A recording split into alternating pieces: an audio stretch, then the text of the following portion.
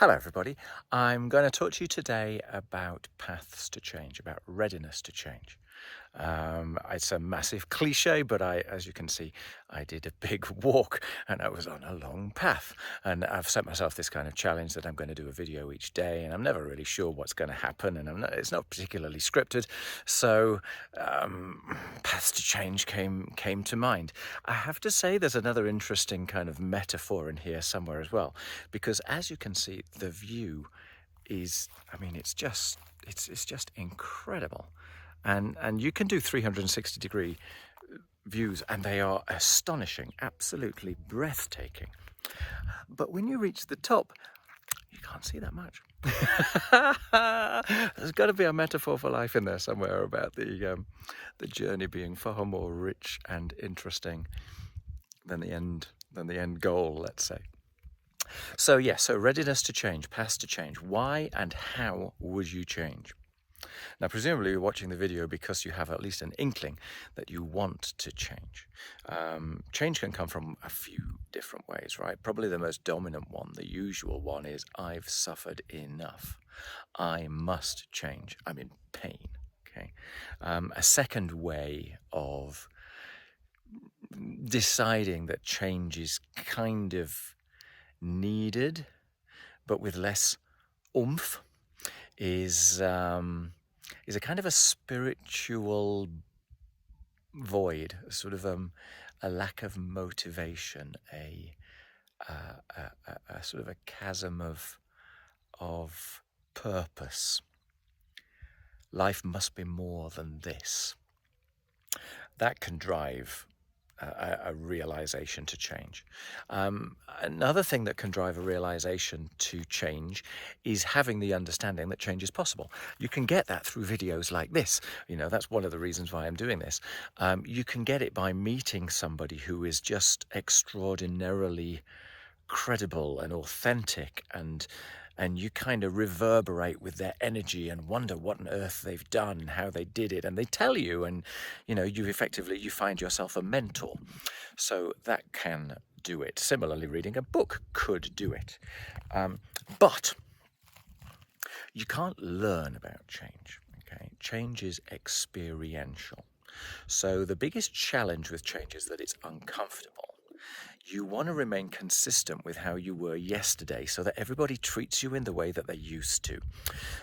But you also kind of want to break out of that straitjacket. And so there has to be an element of leverage involved, right? There has to be more stick than carrot somehow, okay? Somehow a should has to turn into a must. So the question for you has to be, how do you turn a should into a must?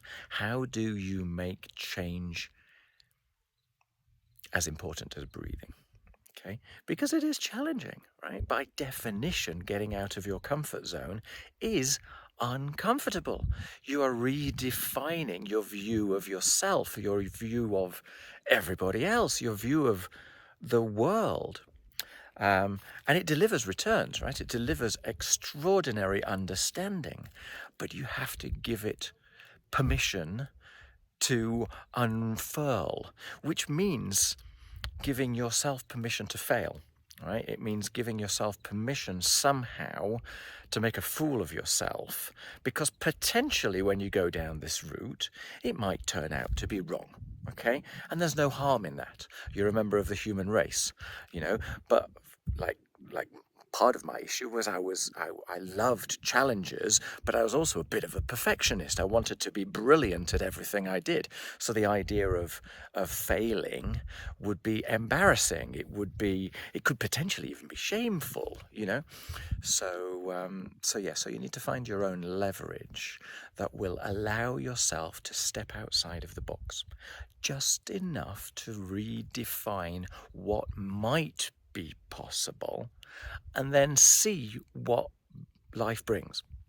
See what experiences occur.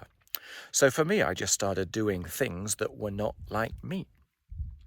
I knew what was like me. I knew that I wanted to get out of that. And so I started experimenting. There's sort of a childlike playfulness. That can work. Another way that can work is setting yourself a fantastic, beautiful, shiny, gleaming goal that's 6 months away, a year away, something like that. Then trace back the steps that you would have to take in order to get there, and then do them. Maybe you just do the first couple, but you must take action, okay?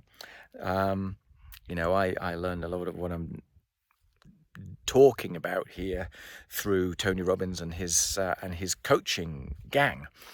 And Tony talks a lot about the massive action plan. You need a map. You need to know where you're going to go. And that massive action plan must make your stomach excited.